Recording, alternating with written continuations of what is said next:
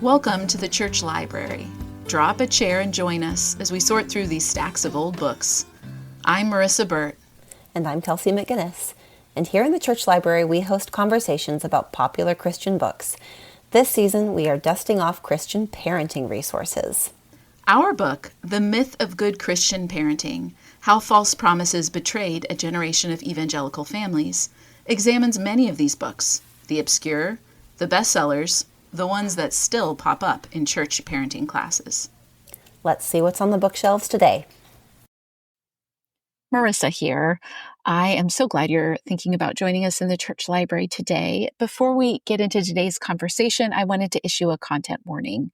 Kelsey and I are discussing the book by Michael and Debi Pearl called To Train Up a Child, and want to issue a content warning that our conversation does include discussion of child abuse, mistreatment of children, and the death of children. It's a topic, one we wanted to address because of the popularity and influence of Michael and Debi's book and ministry, and also because the experience of families who were touched by this resource is worth giving time and attention to. However, we completely understand if this topic is perhaps too heavy for you. And if that's the case, we hope that you will consider joining us next week in the church library when we have a lovely conversation with Tia Levings. Hi, Marissa.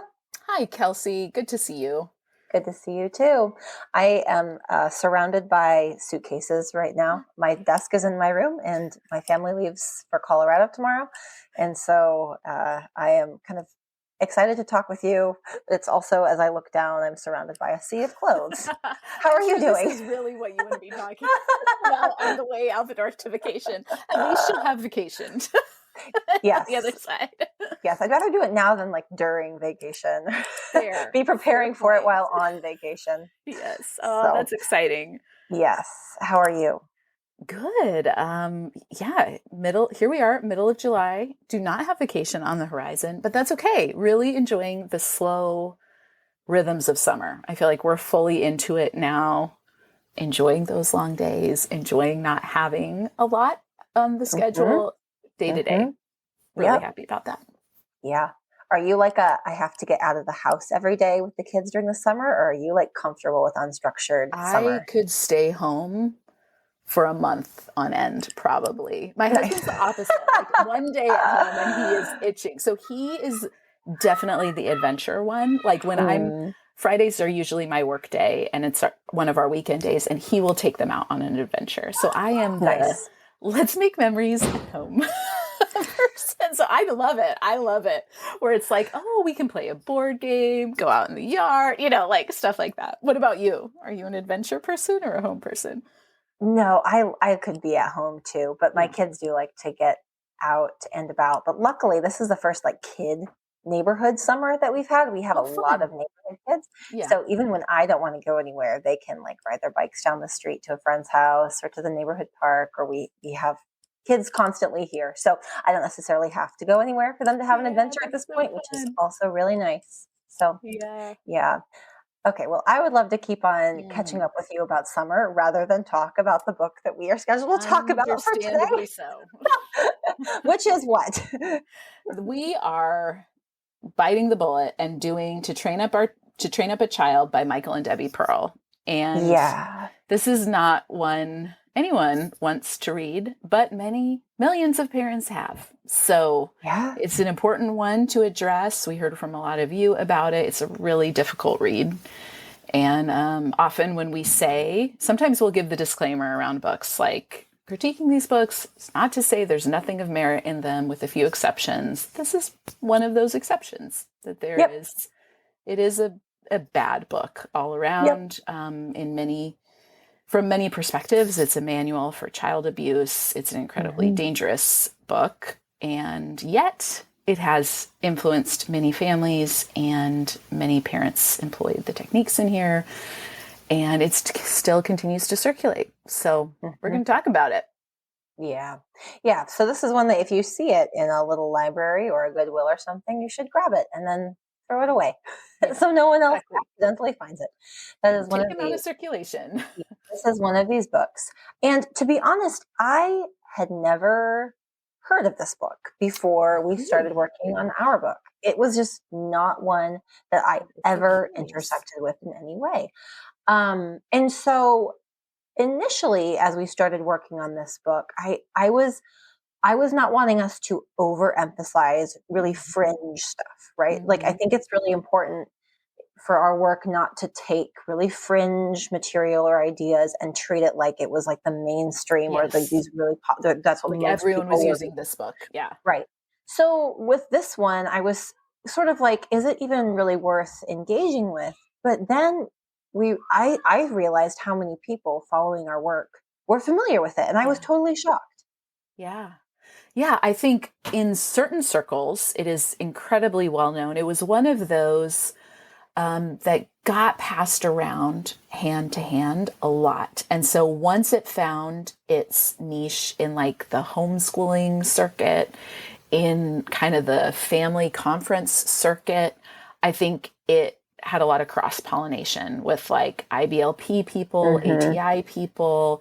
It had ecumenical reach. The original cover of the book shows like a Amish buggy with children. It's kind of like a pencil sketch. And he claims, I don't even know if this is accurate or not, but claims to base his principles on Amish parenting practices. So I think it had quite a far reach in Mennonite Amish communities, as well as kind of picked up by the Reformed communities of like Doug Wilson's community. And some of it, I think, is just a pipeline. Like when you're on this countercultural pipeline of what we've often referred to as like the proto-trad influencers, it's kind of like the social media virality where like, oh, you're kind of curious about off-the-grid living and you're a little curious about homeschooling and you're skeptical of the government, and kind of all these markers add up. You're going to bump up against this book in those circles recommendations because he became a household name there in a number of ways. So yeah, it's self-published, it's self-reported that they've, some of their books say over 1 million in print, which seems like an interesting distinction between 1 million copies sold. Like, did they do a print run of 1 million? But it has been translated into a number of languages. They definitely built a ministry empire. Yeah, I think as I started looking into it a little bit more and realized that it had been recommended by IBLP, you start to see how it finds its roads there. Because similarly, I did not have a lot of interaction with Bill Gothard's materials really until we started working on this book, and obviously through Shiny Happy People, that series. But then after that came out, I went and asked my mom, like, have you heard of this? She's like, oh yeah, we went to a IBLP seminar back like, a long time ago. We never went back. But it's like, that just is a great example of how people intersected with this stuff. Like there was a speaker coming to town and maybe someone from your church would invite you. It could be very grassroots. I think in the like internet age, it's very easy to forget how much of this really was very grassroots, and how this is how communities established norms and the people who they trusted and found the people who they trusted. Very, very, handing books out, word of mouth. Yeah. And all it would take, for a while, the Duggars recommended this book on their website when they were becoming famous. So I think all it would take would be something like that to lend some degree of credibility and also to introduce it to new audiences, right? All of a sudden, the Duggars have hundreds of thousands and I'm sure millions of fans at some point who then are saying, well, how do they parent to get this picture perfect family and pick up these resources? And yeah, I think you're absolutely right. Grassroots. And I don't know, Tia Levings, who we are talking with next week on the podcast, in her memoir, A Well-Trained Wife, does a really good job of storytelling how this happens, how it happened in her own life, where young parents, particularly in really devout, high control communities, were mentored almost intentionally so by Titus II women, kind of pulling on that, where the older women would really say, here's what you need to do. And so I do think there was a lot of that direct, oh, an older family, this is what they use, we will now use it. But because you wouldn't walk into like a Lifeway Christian store or Christian bookstore and find this book on the shelf. Mm-mm. When we say it's not mainstream, wouldn't be there. And probably people who were like consuming Dobson's resources or even the Ezos wouldn't necessarily have heard of this. I do think it would have circulated in certain communities that used both. But when you read this next to some of those resources, they feel worlds apart, even in the way they depict isolated patriarchal family life with the Pearls versus Dobson and Ezo, who still are trying to appeal to broad audiences. There's some distinctives there, even though there probably were overlaps. I think this book is like further down the control pipeline from those people who are more zealous or more crunchy even, or off the grid. I keep reaching for that terminology because I think that's Michael and Debi's kind of branding. I think it would have really appealed to those people who probably would have seen Dobson as too soft, Gary Ezo as too, effeminate, things like that, the kind of markers where they reject things that are in the mainstream. Yeah, and the homeschool piece of this seems to be kind of important too. I think so. Have you encountered it? I mean, to the degree that you've been around like homeschool conference or kind of those things, do you encounter it there? Yeah, I mean, we've homeschooled off and on, but in pretty mainstream homeschool experiences. However, there is a local conference here that early on in homeschooling years I went to and realized when I was there, like, oh, this is a very conservative Christian homeschooling conference. I wouldn't have been surprised. I bet it was there in their bookstore. I would think, because they had kind of the range. And I do think you get a mix of that, even at the bigger Christian homeschool conferences, like Nancy Campbell, who we're talking about in a couple weeks. She speaks at a lot of the national Christian homeschool conferences that maybe would also have, not anymore, I think they uninvited Susan Weisbauer, but at one time would have had both ends of this, kind of the whole range. So I definitely think you'd maybe find it at a conference. You wouldn't necessarily find it at every co-op or something like this. I think there probably would be people there who utilized it because it does circle in those ways. But yeah. And maybe some of that depends on the part of the country, right? The Pearls live in Tennessee. And the Campbells of Above Rubies live in Tennessee, not too far apart from each other. I do think there's a regional pull to some of these resources that maybe the South and the Southeast, they would have been much more well-known. The first time I ever heard of them was really before I had children, I think.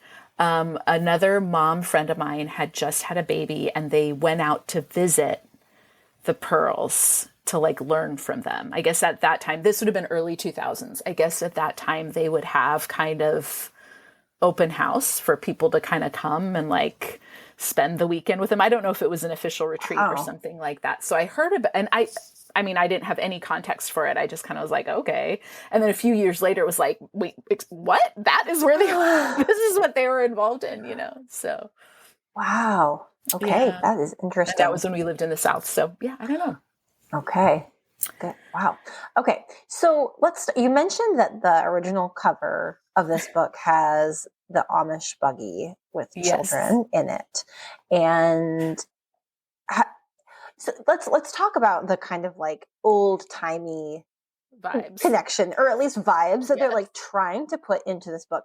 Because I think this is an interesting place to start. You've talked about counterculturalism, and there is this like attempt to brand this advice as like the good old, like, I'm not really sure. It's like a weird, like Amish, but also like pioneer life. And also I mean, it's like usual, it's like a salad of things. Right. Yes. A salad of vibes. So what does this have to do? I mean, are these people weren't Amish?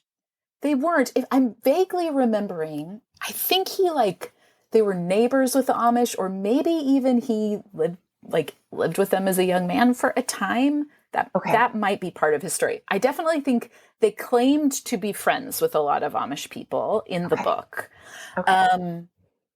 I would love to hear from someone who grew up in the Amish community, if this is like a widespread approach or not.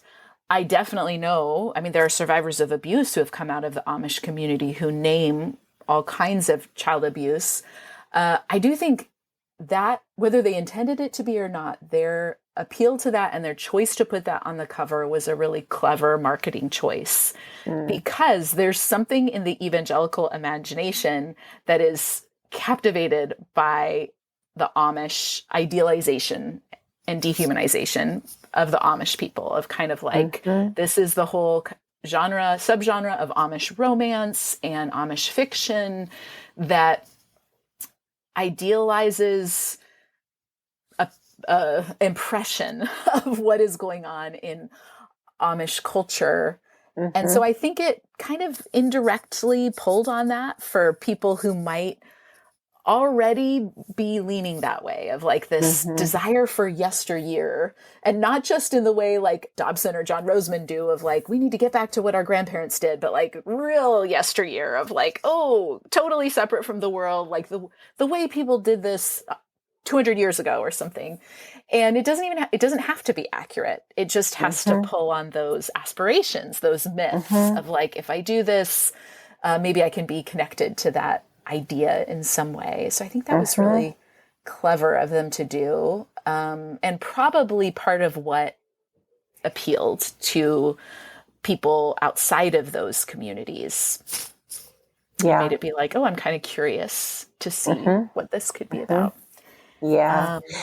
I mean, we've talked on and off about like the trad wife parenting content on Instagram, and it's so fascinating to me. I worked at a Christian bookstore in high school, and that was the first time I'd ever seen like the Amish romance thing. And those were some of our best-selling books. Like we had to keep those in stock. I was constantly ordering books by Jeanette Oak. Her and Beverly Lewis. And Beverly Lewis, yes. And I just remember being like, I just didn't quite understand why that was. I assumed it was sort of like because there was like this assumption of like sexual chastity because of the place it was set, like this is Christians who want to read romance, but want something that is chaste. Yeah. So I just always assumed that there was like, we want romance where there's like a lot of longing and not a lot of sex. Right. But now that I'm kind of seeing this kind of material and trad wife content, and now the branding of this book, there is this draw toward what I think is perceived as this pristine existence. I think there's some like libertarian politics in there too, sort of like back when we were left alone to do our own thing with our own family on our own homestead. There's a real like isolationist strain there. And that, so the first time I saw the cover to this book, I was like, what? And then all of these little pieces together, though, I just think is interesting. I'm sure someone has written more about that. Oh, in a future season, I would love to do Christian fiction. That would be amazing in the church library. But yeah, absolutely. I think there's an appeal. There's an appropriation of Amish culture going on anyway, right? Like this isn't necessarily any of the fictional representation, or I would wager even what Pearl claims is just an appropriation of something that a lot of people don't have a lot of familiarity with, but it feels good to believe you're part of, this set apart culture. And even the way Beverly Lewis and others depicted Amish conversion and shunning and a number of other things, it serves evangelical myths of, well, we really understand what conversion is, and it's this path, or we really understand a better way. So there's an interesting appropriation of certain ideas while also like proclaiming superiority of the evangelical way. So it's a fascinating window into mythical longings. And I think it's really curious that it shows up here in parenting, because it plays into a perception that the Amish have their many children under control in the right way, and that their methods are going to be closer to God's ways because they are religiously devout. And it's interesting because even if his premise is accurate, there's no question about the he never raises the question about, is this ethical? Is this a good way? He's just kind of like, this is what the Amish do, and let's do it. Right. Right. He looks at the ability of the Amish to keep a closed community and keep people there as just like a sign of its goodness. It's like it's like the proof of concept is that they exist in a closed community and they continue to exist, which I find really interesting. But I think that speaks to the emphasis of this book, which really is control, right? Like this is like control. This is not a book about like discipling. Like we've talked about some books that are like heavy-handed discipling of your children and even spiritual manipulation and enmeshment. This is just like child training. Yeah, it's like, this is just control. It's conditioning. They say it straight up. It's just intentional child conditioning. And what's fascinating, that's such a great point about looking at the closed community, because it is that. And also, Michael Pearl doesn't join the Amish, which would require submission to the collective, right? Which is an Amish distinctive, right? Like you set aside your individuality to belong to that community, right? Like you live according to the bishop's set rules and the Ordnung and different things. So this idea that you can take some of the Amish and kind of like create your own kingly reign in your patriarchal family by applying those without ever having to join the communal emphasis is really remarkable. It's fascinating because really the father's going to be the king here. Everyone else in the household will submit to that. So let's talk about that, because this is one thing that makes this book pretty distinct in like Christian parenting resources. Most Christian parenting resources, even the ones that really advocate for pretty strict corporal punishment, and they always couch it in language of discipleship, and they're softening the behaviorist aspects of what they're advocating for, right? Like there's always some attempt to soften that. But here it's like, that's the feature, not the hiding part. It's what's being advocated for here. So I think, one thing that people who have not read this book or haven't intersected with it, maybe seen Shiny Happy People. An example of this would be blanket training. I'm pretty sure they talk about blanket training in that kind of documentary. Which, funny enough, I see people, I know people who live near me who have posted about doing that. So I know that this is circulating still, like that. There are people who consider that to be a valuable thing to do still. But blanket training, the idea that you put a newly mobile baby who's like just learning to crawl on a blanket, and you put a toy outside of the blanket, and when they go for it, you give them a swat with something. You switch them and and you do that until they basically learn like you don't leave the blanket. And it's like most of this, reading this book, there is very little difference between the way this is described and how you would describe like training a dog. Right. Well, and they highlight that point, right? They say this directly, that this is how you train dogs and this is how you train horses. So this is how you should train young children.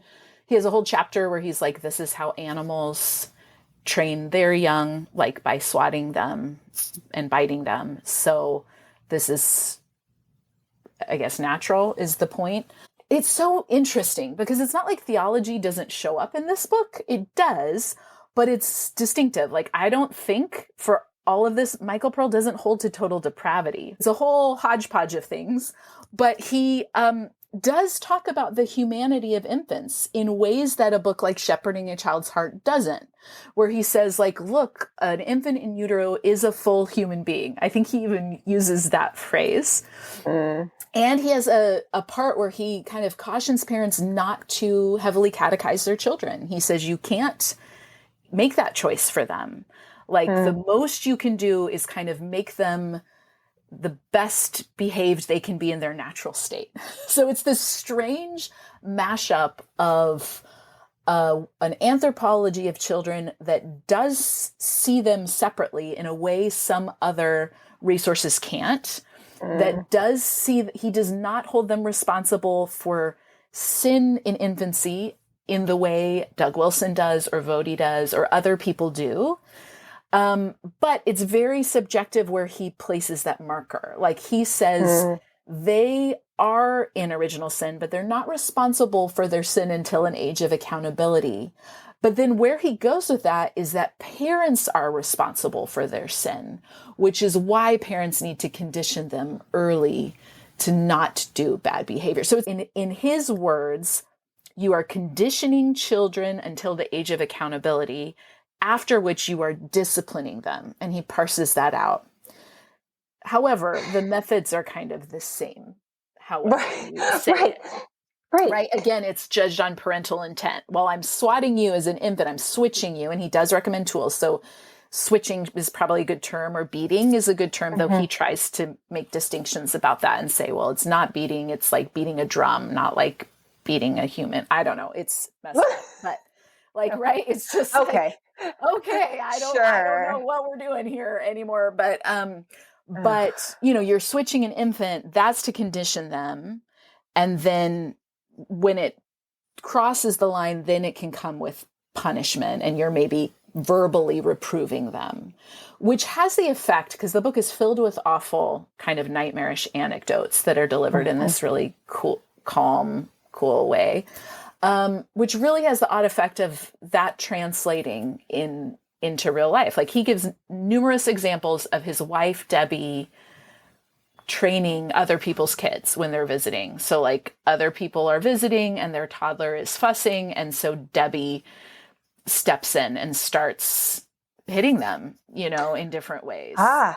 And that's exemplary. And there's there's one he gives where toddler's on her lap and kind of bonking her as toddlers do, kind of squirming, and she hits back, and that kind of escalates. And this is, I do remember this one. Yes. Where he's saying, this is what you do. They need to learn that if they do that, they'll hit back. Or another where a child is fussing and she offers him a toy and is like, look at the wheels. Aren't they great? And the child refuses, and she hits him repeatedly until he will look at the wheels and play with them. I remember that one too. So it's kind of this very weird reality then when the adults implementing this are thinking, oh yeah, this is just how I communicate with a child. And because the end goal is instant training, I guess they're looking for that instant result. And Michael claims he has it.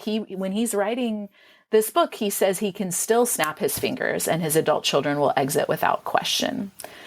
Or if he snaps his fingers, they'll come sit down around him without question. So he did train his children to respond like a dog or horse might respond to a command. And healthy family dynamic. That sounds so wonderful. So it takes instant, unquestioning compliance to another level than we've seen in the other resources. Yeah, I do remember these anecdotes now about the kind of just like it truly is like just giving adults permission to like act like the toddler that you're trying to help. You know what I mean? It's sort of like, well, it's just toddler. Just bully the toddler. Like it's so odd reading it. It's like you wonder. I mean, of course, this book is self-published. No publisher would ever put any of this out there. Like absolutely not. Yeah. Any publisher would turn around and say, we cannot publish these anecdotes. They're awful. They're horrible. And there's so many things to say about that. Weirdly, it reminds me of how Ken Ham writes about the brains of children. Like he similarly just sort of takes this like very behaviorist, pragmatic approach sometimes. Like kids don't know the difference between good and bad. So you just have to like not let them encounter the bad stuff.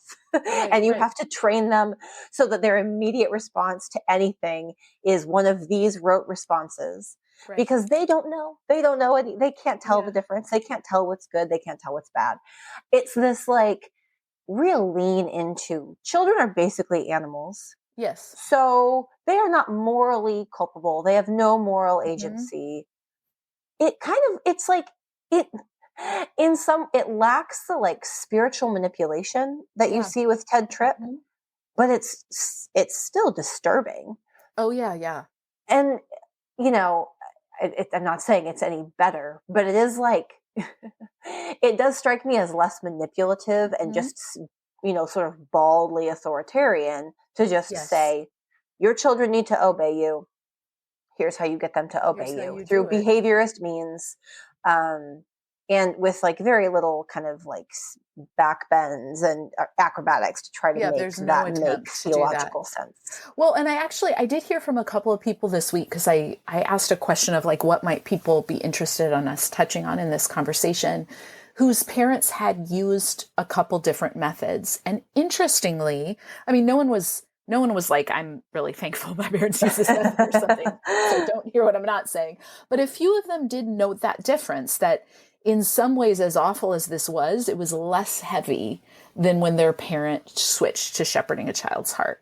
And I think because it maybe didn't come with this, at least if people were following it as he is writing it, there's not this attempt to spiritually explain what you're doing. You're just your parent is abusing you, but is not coming with like, I'm trying to tell you this is for your own good or loving or kind.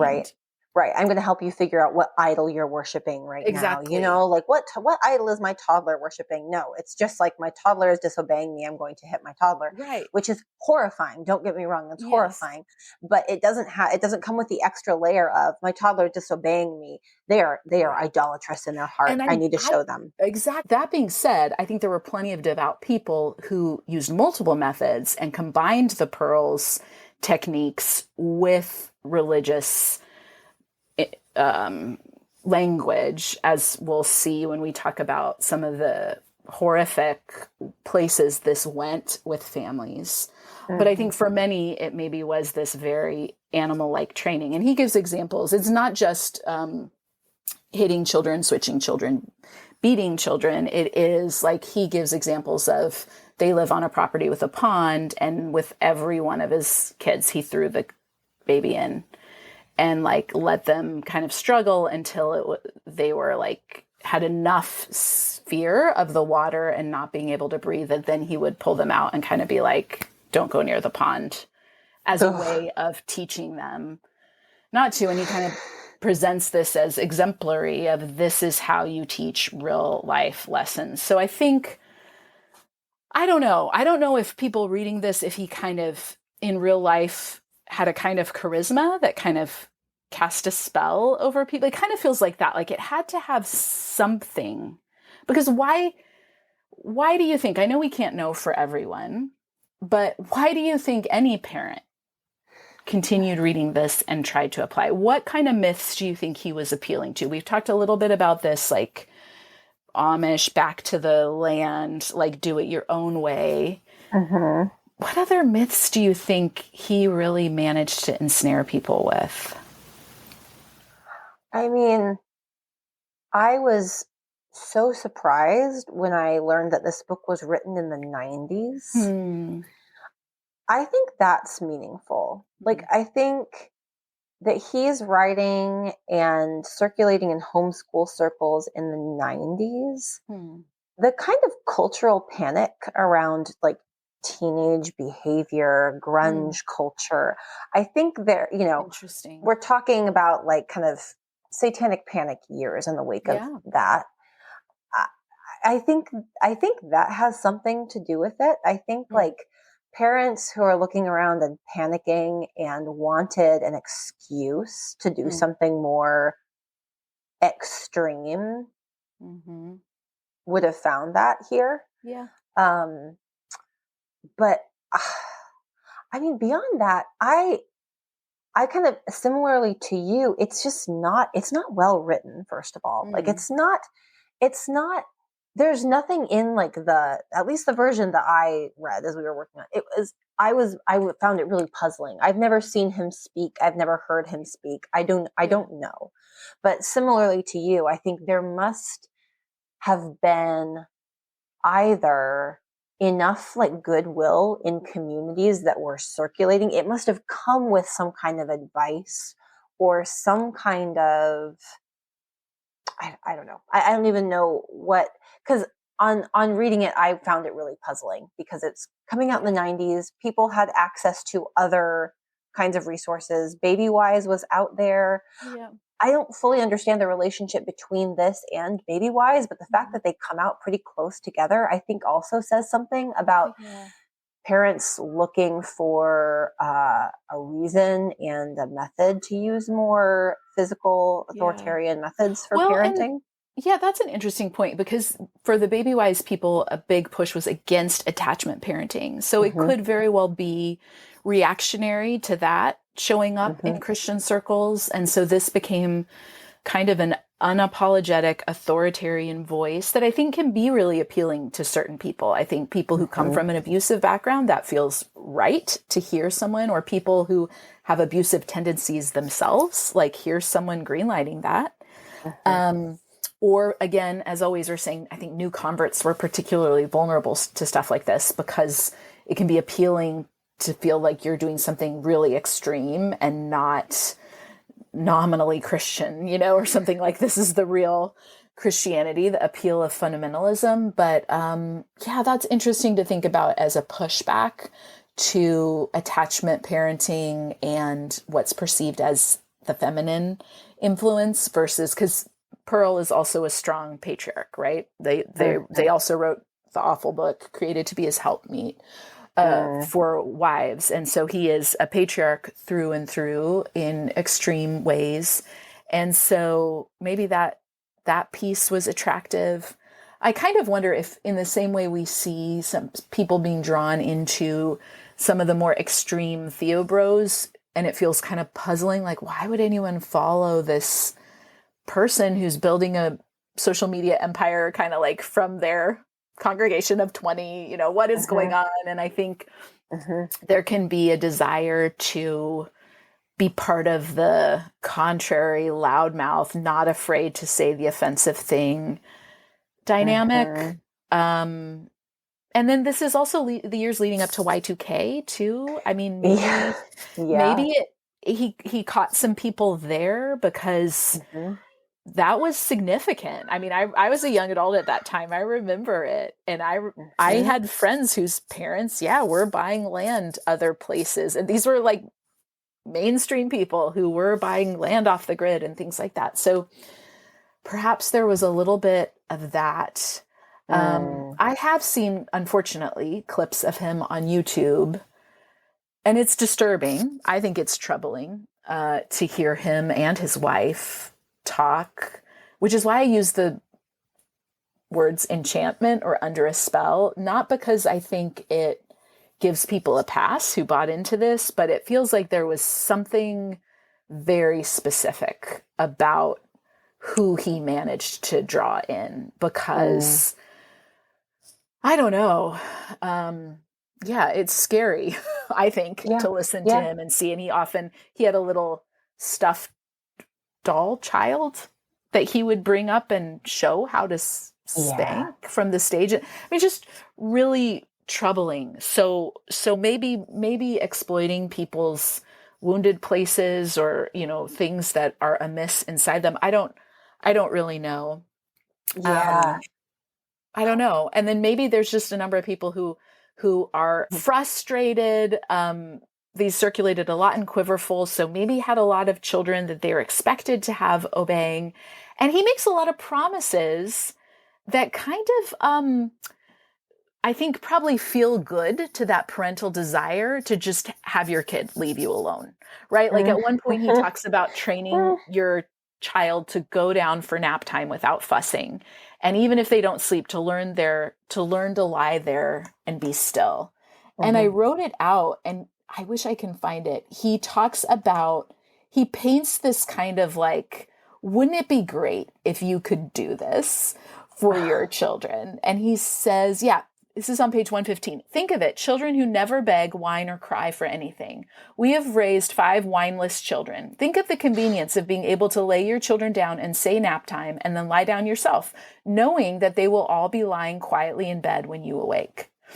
So, and that kind of stuff sprinkled throughout the book, where I think he's kind of like legitimizing parental selfishness or overwhelm and being like, oh yeah, what? It reminds me of Bilbo in The Ring. Like, why shouldn't I do that? Like, why shouldn't I want to not be bothered by my children and be able to take a nap without being troubled? And so I wonder if for the really imagine the convenience. Yeah. Imagine the convenience. Imagine the convenience. And this is what God wants you to have. And it's part of your authority. And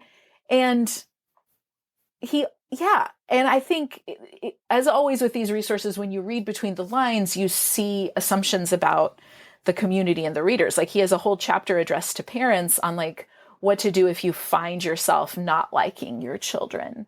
And I think that really reveals something about who's drawn to this, that this would be the assumed norm, that you don't like your child. They're primarily an interruption. Yeah, it's confusing. There's a lot of confusing things because he has that chapter alongside another one about tying heartstrings, about how you shouldn't overdo things. You should build relationships of respect. So I would imagine it was a very confusing read for a lot of people. But the takeaway is what ends up being dangerous, because most people aren't parsing this book out like we are, even the length we are here, right?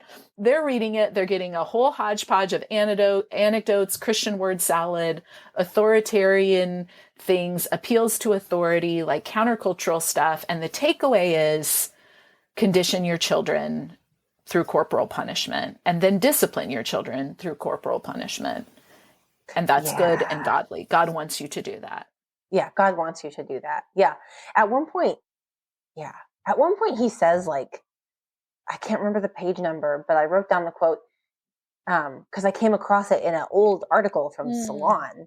Oh, wow. Because they reported on this. I mean, for a while, this was sort of like seen as this weird, like, Anderson Cooper, that's his name, right? Had him on the show. Yes, like, people, they were kind of had their moment of fame. Yeah. And so he wrote in here, these are the same principles the Amish use to train their stubborn mules, the same technique God uses to train his children. Yeah. So it's like there are these little, like, this is like the Amish do it this way, and God wants you to do it. Yeah. It's always an afterthought. He directly says at some point God spanks his children. Yeah. So, and now I'm like going down the mental rabbit hole. When you brought up the like Y2K thing and like I'm like, oh man, when we're done with this, I'm gonna go down the rabbit hole of like, what's the connection between this kind of parenting and like prepper mentality? Yeah. Tia Levings told me about this when I was reporting on Trad Wives, about just like how much of like certain homeschooling stuff at conferences was like also prepper adjacent, like the Breadbeckers thing, like being able to mill your own flour and getting really into sourdough and getting really into gardening and canning. Like there was like an undercurrent of prepping. I'm trying to like kind of connect these dots while you were talking. I like Googled because I was curious, like, when did Amish romances become popular? And so Beverly Lewis, her books become popular in the 90s. Jeanette Oak is earlier, like 80s. And like this idealization, like you said, of self-sufficiency, like home birth as a like, we will continue to have babies even if the hospitals collapse, or like as an ideology. Right. Or if the hospitals start to require that we put microchips in ourselves, or like there's like some real alarmist, like, could you survive if the one world government comes upon us and we have to like retreat to our, like there is like this obsession with the possibility that Christians would need to flee from society as things start to descend into chaos, right? Like the Left Behind books stoke this as well, like kind of pushing Christians to think, like, how can you prepare yourself to have to retreat from society when everything goes and in down? some ways it's kind of LARPing, right? Which is maybe why it's attractive to look at the Amish to be like, oh, they're really doing it. They could survive on their own. And so then you have other groups kind of doing it in little ways, but also I think maybe without being very direct about it, out of necessity. I mean, I think a lot of people are also living off a single income. Often it also extends into what the husband's permitted to do. And so it's into this like create your own business, like self-sufficient income, living a large family off a single income. So there's a necessity to garden and learn to preserve and learn to can and hunt in different ways, some of the things that come with it. And I think probably that's maybe a piece of why the Pearls invited people to their property and their land, because they're doing that, right? Like they're kind of doing that. And so it's come learn how we do it. And similarly with the Campbells, we'll talk about, they have a whole hilltop and kind of almost like a compound that people were invited to come be at. So there's a sense of pre-social media era. You can see your influencers doing it, and they're going to tell you how you can replicate this in your own family life, even though I'm not sure that was sustainable or authentic, right? The influencers, as is the case today, are supplementing their lifestyle. They have a number of aids to help them in their lifestyle that the ordinary followers do not.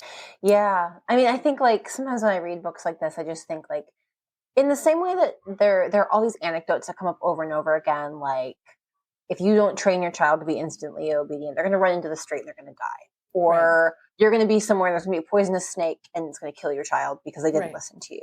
And there is underneath some of this sometimes for me, this idea of like instant obedience. It's sort of like parenting for the apocalypse. Like when the grid crashes, when everything is a life or death situation, won't you be glad you have complete control over your children for when everything is this life or death situation? It's this very extreme framing that I think really preys on parents, and also, it sort of like pushes them to parent their children for a world that they do not live in, and will not live in either. Like I think, it's this separatist impulse, as opposed to like we're going to go into society and remake it and reshape it. Right. Those are two sides of this authoritarian coin, and they sometimes the same resource has both. Yes. But this one is very much like you need to prepare yourselves to retreat. And I think, I don't know how exactly to talk about this, but it makes me think of Ruby Frank and her trajectory as a Christian influencer or Mormon influencer, a parenting influencer. Because I do think there's an intersection with mental illness in a number of ways that it's hard to say, well, how exactly does this intersect with these resources? But I think it does.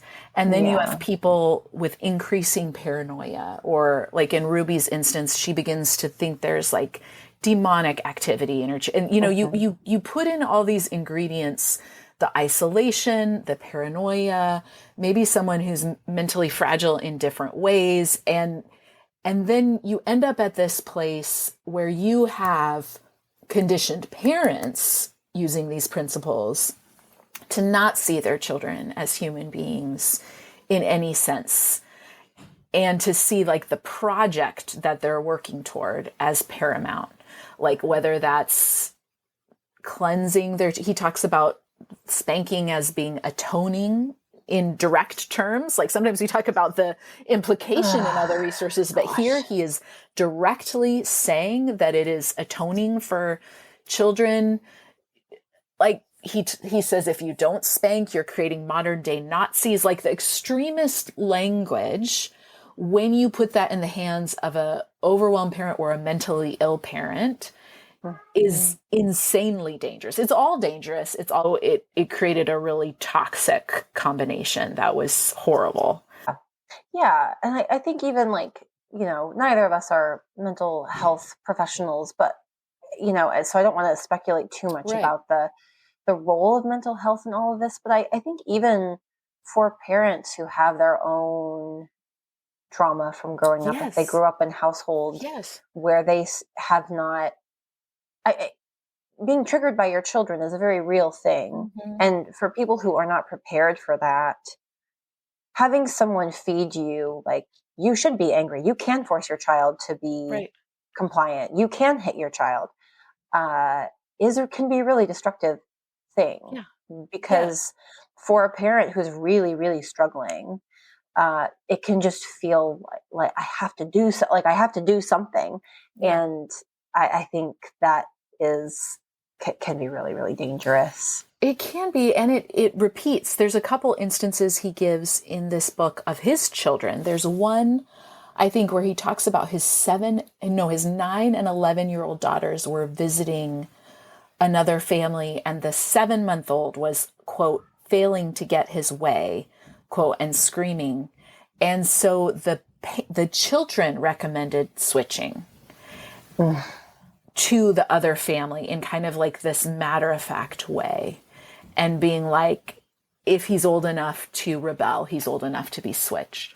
And so I think you do have this scenario, and we talk about it elsewhere, when practices train parents and children to detach, that normalizes detachment and cruelty for the children, for everyone in the family system, for the community, surrounding community as well. So everyone is operating in this is really normal, that this is what the adults do, that this is how children are treated, which of course grooms many children for abuse. But I think that is a big factor as well. When you have a number of children in the family, he directly indicates that eldest children should be instructed in these conditioning methods so they can help condition younger siblings as well. So more than any other resource we've read, I think the sunk cost fallacy here is huge. That once parents begin operating by this, I think they're all in a way that it's difficult to extricate from. Yeah. I think for the children too, especially if you're an older child who's been brought into it, like the cost of trying to detach is so great and probably traumatizing to rethink. Yes. It's so extreme. Traumatized in the family. Okay, so somebody asked, when I was asking for questions, somebody asked about the distinctives and the overlap with other resources. And so I think it's worth naming how extreme this resource is, and also how it overlaps with a lot of more mainstream things. For instance, there's this one point where he talks about the obedience game, right? That you hear from a number of these resources, like play the game with the child where you're like, go run to the door and back, and they have to say, yes, mom, yes, dad, and do it as a game. And he talks about doing that same thing, and he says, with utmost pleasantness, and then if they failed, he would spank them in the game. So it's like the same principle with this level of detachment, conditioning, and cruelty. But it's worth noting those overlaps because mainstream resources have this similar ideas in those instances, talking about instant obedience and unquestioning obedience and cheerful obedience. He is just taking it to this nth degree scrupulous implementation, which I think is rather, if we needed more damning evidence against that philosophy of instant unquestioning obedience as something good and godly, I think this is a resource that really reveals how far off track we are when we think that, because this is where that path leads if done consistently. It's really saying out loud, get that at all costs. Get instant obedience at all costs. And really almost anything that you could think of to do to your child in order to get it is justifiable. And that's horrifying, but it really is that's really the burden that they give parents here. It's your job to make your child obey. That is your job. And they may not even be fully accountable for what they're doing. You're accountable for getting them to do it. And that, talk about if you've got a child who really is struggling in some way, all it says is you are a failure and you will answer to God for your failure. And you just see your child as a failure. At one point, don't they talk about if you don't like what you see in your child, paint over what you paint over it. They refer to their child as a messed up painting, a messed up canvas. Oh my gosh, how horrifying. Yeah. Yeah, the idea is in that whole chapter, he's a whole chapter on this of like, yeah, if you don't like your child, that's your fault, parent. He directly says it because you're not kind of stepping into this role to do what you need to do to get the results you want. This like life of ease and convenience that he paints in some ways, but it's mixed with this idea of like, oh, but that's also what's good for your children. But yeah, absolutely. It's a non-personhood of children, but also this weird non-personhood of parents as well. Like everyone is just on this conditioning train. Mm-hmm. And presumably other resources are going to be telling you what else you need to do with your life, I'm guessing. I know Created to Be His Helpmeet has been implicated in a number of abusive marriages and women being normalizing. He talks about his own abuse of his wife in the book on their wedding night. So it's like abuse is normalized as part of this conditioning process. And I don't even know how to articulate it except saying these are abuse manuals. Like whatever he's saying in his preface, whatever words are coming mixed in, this is what it's telling parents to do. And if parents who implement it didn't land there, that's just a miracle, I think, and mercy that they failed to implement it thoroughly. Because if you implement as he is saying, that is where it takes you. Yeah. No, that's exactly and that's where right. we see it takes. I mean, we cannot talk about this without talking about the number of links to abuse, including 3 well-publicized cases where parents killed their children.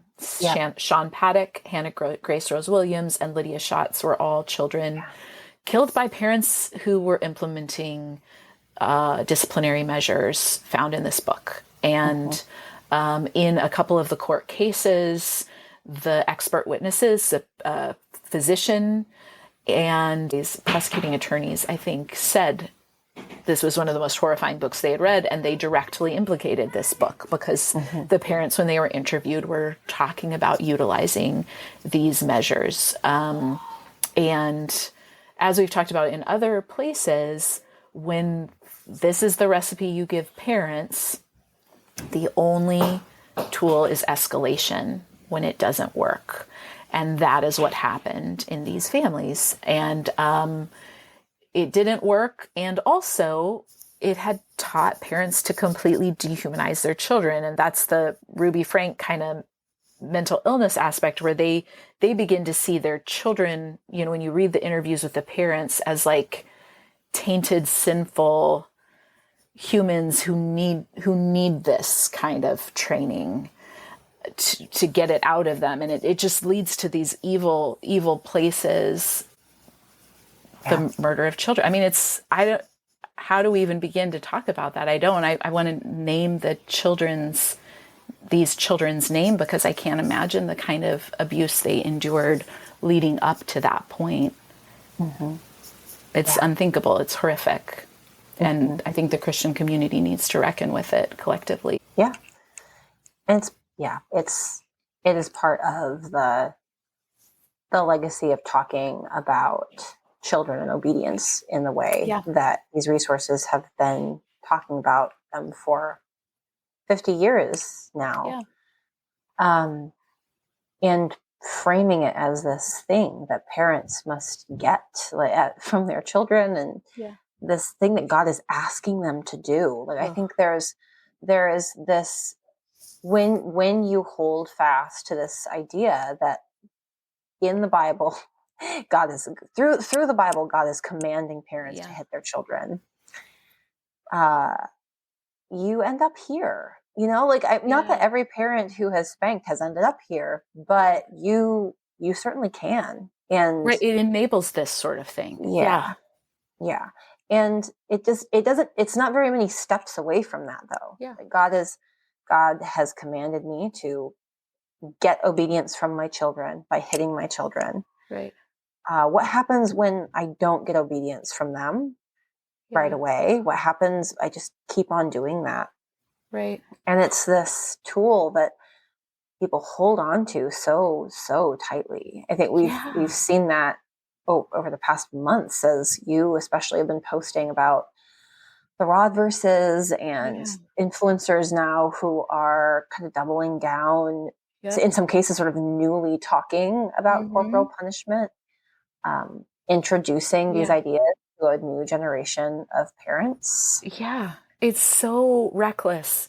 And I think when you add in these ingredients of like the assumption that parents will not like their children or see, a canvas that they need to repaint in their child, then parents are also very motivated to procure certain outcomes. And this end result, Michael Pearl is promising that I should be able to snap my finger and my child will come and do exactly that. And it's incredibly oppressive and destructive, and even more so with children. I believe 2 of the children who were killed were adopted into the family. And so when you think about these kind of complex attachment issues and the needs of individual children, and the marrying of these 2 things, of families who then believe that it's their job to adopt, we'll talk about that with Above Rubies, families in these communities really motivated to adopt children for evangelistic purposes and a number of other things, operating outside of their capacity in these extreme scenarios with an apocalyptic worldview. Given these tools, it is just a nightmare combination that I think probably a million everyday horrors were also happening in families who were operating by that. Even if parents were able to not go to that lengths, it still requires such a nightmare usage to get that kind of compliant. And I think you're right to point out the connection to more mainstream resources and like the influencers I was stitching last week, because even if I would wager, if I could have a conversation with that young influencer couple, they would be horrified and would probably be like, no, we're not advocating for Michael Pearl's teaching. I'm guessing. However, their voice becomes one of a number of other voices that a parent who does pick up to train up a child hears in their mind that overrides any internal check they might have in implementing this, because it's the collective adding up of all those voices saying the rod is biblical, or laughing about spanking, or kind of collectively normalizing. All those voices together become a chorus that for the parent implementing this stuff, they feel right and good unleashing this. And that is a very difficult collective reckoning for the Christian community, if we will drop our fragility and defensiveness and allow it and lament what we have enabled for so long and be done with it and say, no, this is nowhere commanded, this is nowhere required. And our continual wishy-washing on this or like pushing it forward has contributed to evil fruit and wrongdoing. And we need to just continue to be loud about that. I know you know this. I just feel like it's worth saying. We do. It's worth saying again and again. This is part of why I do think this is one where we can't try and find middle ground here and be like, well, it's up to the discernment of every parent to be like, no, as a community, we have failed so many children in doing that. Like, we need to say, yes, parents have a lot of freedom. They do not have freedom to hit other human beings who are vulnerable and dependent on them. That is not part of their freedom. Right. Yeah. I think it's all worth saying again. And if listeners, if you have not recently been on Marissa's Instagram, she has a series of videos about responding to a recent podcast conversation between Maddie Pruitt Trout and her husband, whose name I don't now recall. Grant. Go check. That's what we're talking about here. There's been kind of a weird surge of content out there about spanking recently that both of us have come across, and so can you speak to that a little bit of why because you've done a few good reels on that too, of why you think we're seeing this surge. I don't know why now in particular, but I do think we're witnessing the swing back, right? Like, gentle parenting has been this kind of buzzwordy topic among millennial parents for a while now. It's not new. And we're due for a swing back, and we're watching it happen. And, right on cue, Christians who've been sort of like quietly holding on to spanking are like, it's our moment. Here we are. Let us tell you how to not be a gentle parent, And I think we're seeing that. I think we're just at the beginning of it. I think we're going to see more. I don't think it's totally divorced from conservative politics either. Mm-hmm. I think it's tied also to this sort of like anxious generation. Why are the kids struggling right now? Like, maybe it's gentle parenting, maybe it's the iPads. I don't know. Let's try a bunch of other stuff and see what we can fix, see what we can tweak. And this is going to be something that people decide to try to tweak, right? Yeah. It's impossible to guess where this is going, but I do think that the newly emboldened people online who I see talking about spanking or trying to make distinctions, we spanked you, we didn't beat you.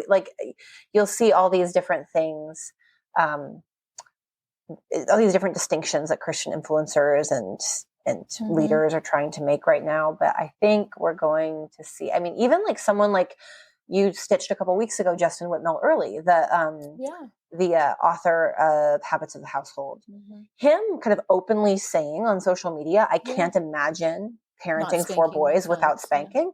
That to me is pretty remarkable, because he has, not necessarily more remarkable than Maddie Pruitt saying it. These are people with massive followings, right? Like, and I think in the past that, this is just me guessing, but I think people like that until maybe a year or 2 ago would have kept that to themselves. Would have kept the spanking or would have to hedged themselves. it in a different way. Yeah. So I think that's an interesting observation.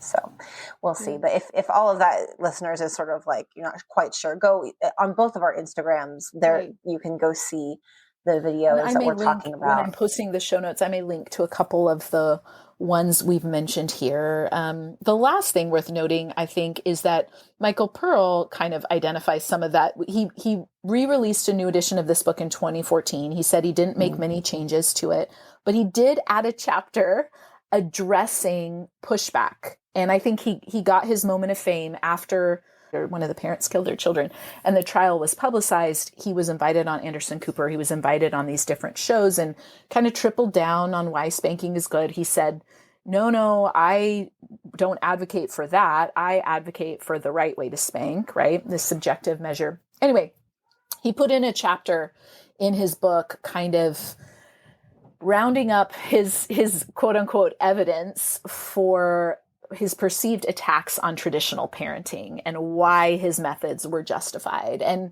it's shoddy like the rest of the book. Like, there's no sources cited. He quotes unknown studies to prove his points, cherry pick. Maybe for a parent reading this, that gives some illusion of like, oh, okay, no, there's no concerns here. But the takeaway there really is, no, Michael Pearl denies any culpability for any of that, refuses to reckon with the complicity he maintains by sending this book and profiting off of this book to supposedly 1 million families. And so I think that's worth noting, just because there's a certain level of brashness about him. Yeah, people have called him out. People have challenged him. And there has been no consequences for him, as far as I can see, because his insular community is still supportive. And I wonder if there's one case on record, I think we footnoted in our book from the 30s, when parents of a toddler killed their child during a spanking, and the religious leader of the group was prosecuted and sent to jail. I wish in some instances, when I read stories like what happened to these 3 children and others, I wish that precedent held more, because whatever excuses he gives, Michael and Debi are both responsible for incredible harm by continuing to propagate this. Yeah. And still presumably working. It's unclear how active they are. At this point, they're probably in their 70s, I would think. Yeah. Their website is still up and running, though. They're still, you can still purchase copies of these resources and other things that they've written. Kind of less in the public eye. And I wonder if some of that, they built this ministry around family life. They say in there, we didn't talk about Michael's credentials because he doesn't really have any. He went to Bible college. We don't know if Debi has any. I don't know. I couldn't find anything on her. On his website, he says his 5 children are his credentials. And I think at least 2 of his adult children are divorced and remarried, things that are maybe outside the bounds of what they talked about in their family life teaching. So I kind of wonder if that is a reason that they kind of quietly continue in their circles, but not beyond that reach. I don't. Yeah. Doesn't have the same credentials. I don't know. This was a hard one. If you joined us listening with it, thank you all. If this intersects with your story, I'm so sorry. This is a difficult one. Yeah. I am grieved thinking about families that encountered this and, had parents that decided this sounded like a good idea. And I'm sad for communities where this was like normative and children grew up thinking this was what they deserved. And it's awful to think about. So it is. And when we surveyed people, we did hear from a few parents as well, making the really grievous admission and reckoning with falling for this early on and what they found themselves doing to their children. And it's awful to think of how families were betrayed and robbed through this kind of teaching. So yeah, it's a lot to just really note and be sorry about and hope for healing for people. Well, thanks for sticking with us, listeners. If you're still with us, if you're not, we totally understand. Yes, I know. I mean, it's somehow like the worst. We've been talking for an hour and 15 minutes now. Somehow like the worst resources seem to merit the most talking, which, yeah, I don't know what else to say about that, but thanks for joining us, listeners. We, this next week, we will be talking with Tia Levings, who has also intersected with this, this kind of resource before in the communities in which this resource circulated. It's a really great conversation. If you have not encountered her work before, we're really excited for you all to hear that conversation. And then we will also have a follow-up conversation about, we've mentioned above rubies a couple times during this conversation, related but different. We were going to try and do them both in one, but then we're like, it's just too much. And we don't want to, but they deserve our attention. The people who bought into this deserve us giving them an attention. The families who endured this are worthy of discussion. Yes. So if you are someone who's written into us about that resource, that conversation is coming. And we will talk about above rubies. And if that does not ring a bell to you, you can go Google it or wait for our conversation. Because again, one of those fringe resources that has surprising reach still exists. So we will talk about that soon. Any other housekeeping things that we should? I think that's it. We're coming to the end of season 1. Those are our last 2 episodes, and then we'll have one final maybe Q&A. What we're thinking about for season 2, and updates about our book and things like that. But it has been great to get the time with you as always, Kelsey. I appreciate your thoughts and insights. So thanks for this. Likewise. Thank you for talking through this one with me. And listeners, we will see you next time in the church library. Bye. We are so glad you've joined us in the church library today. This is Marissa Franksbert and Kelsey Kramer McGinnis. And if you liked what you heard here, we think you'll be interested in reading our forthcoming book, The Myth of Good Christian Parenting: How False Promises Betrayed a Generation of Evangelical Families. You can pre-order it now wherever books are sold, and it'll be on shelves in October of 2025.